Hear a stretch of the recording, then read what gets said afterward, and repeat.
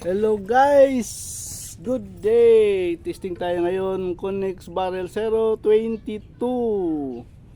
Gamit natin na pellets is local pellets guys. Local ito. GMS Pro. Bago ito guys. Ngayon lang na taon sila nag-start magbenta. Mag-produce. From Mindanao din. Hanapin nyo lang sa Facebook guys. GMS Pro.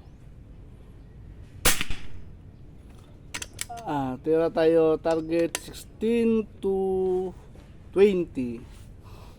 16 to 20. Tira tayo sa hitter tabi ng 20.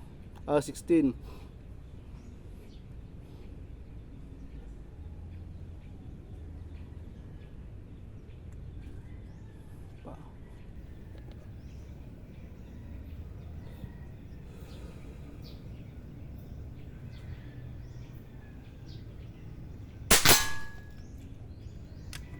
Okay.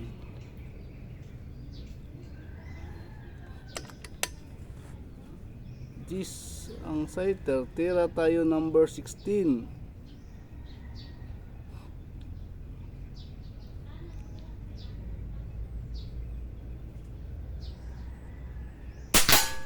Yun. X. Tira tayo number 17.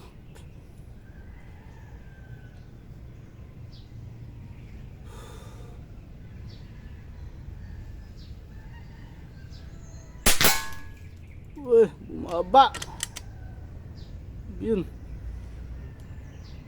Ay, parang mahina yung putok na yun Tayo natin yung regulator. Sobrang nagmamadali tayo.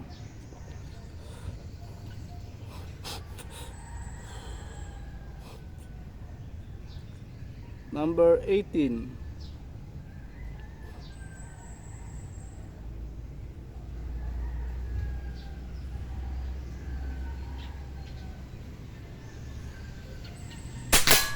Yun, jeez.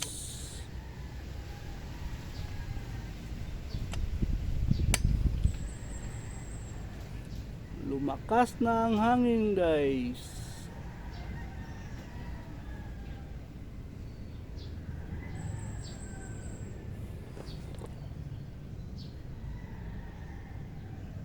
Siguro to. Pwede na siguro. Tira tayo number 19.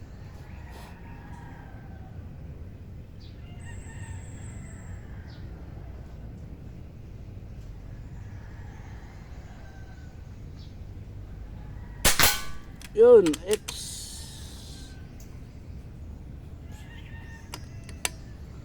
Tira tayo number 20.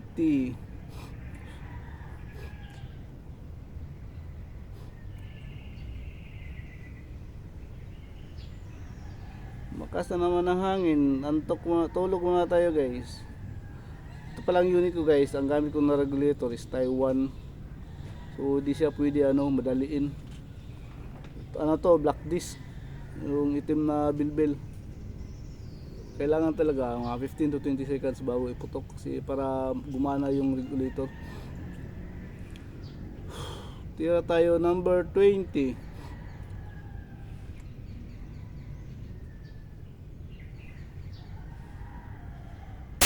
Yun, X, no? Ang gandahan nito guys. Kasi tulad yung kanina, humangin. Nagantay tayo. So okay lang siya ma-stack ng matagal. Huwag lang yung mga lampas na 2 minutes, 1 minute. Pag ganun, itira nyo sa sighter or i-waste nyo. Hanggang 30 seconds lang. Diba? Kita nyo, yung number 17, medyo nagmadali tayo dyan. Tirahan natin ulit yung number 17. Tirahan natin ulit yung number 17. Turududa ko nito baka mag one hole. Try natin guys. Pag mag one hole siya dyan sa butas, alam na may hangin doon na papunta doon sa harap. Bernoulli's principle yan guys. Yung mag one hole siya. Kasi may hangin, hihigupin. Number 17.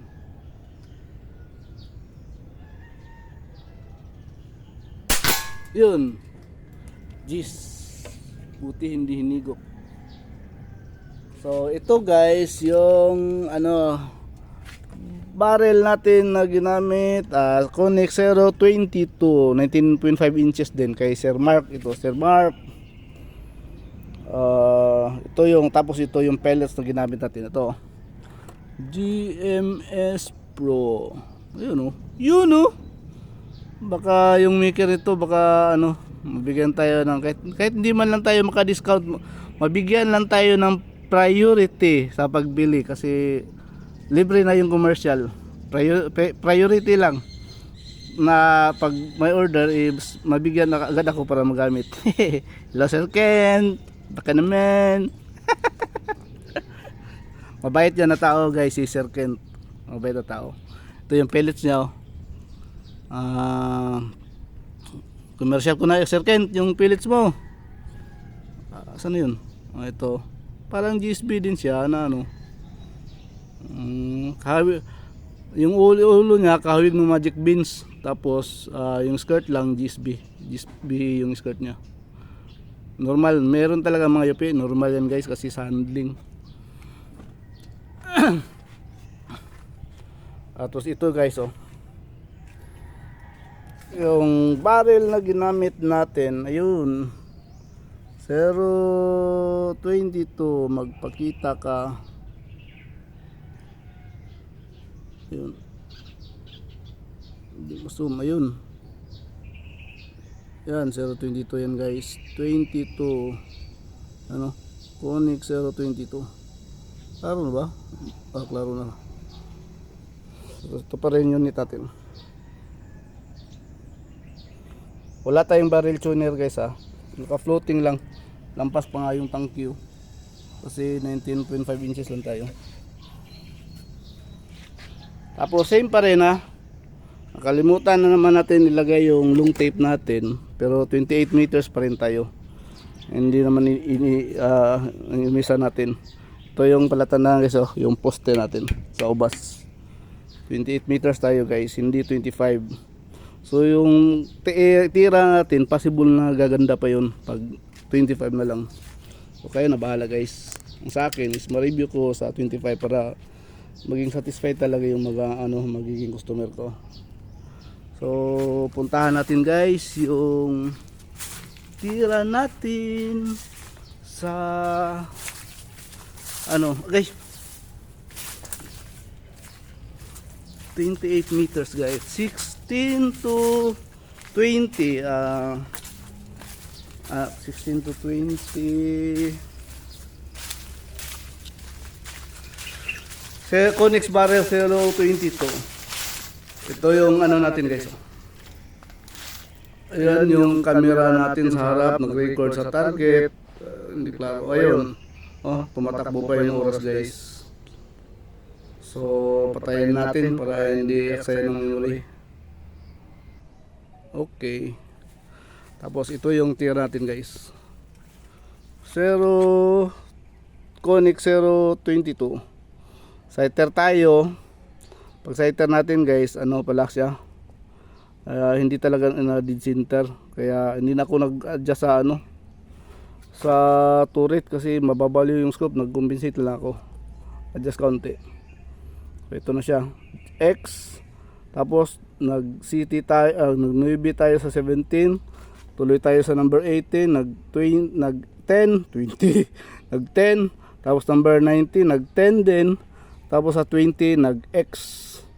So binalikan natin yung number 17 na nag-9, nag-G siya. So ang score is ito 9.5.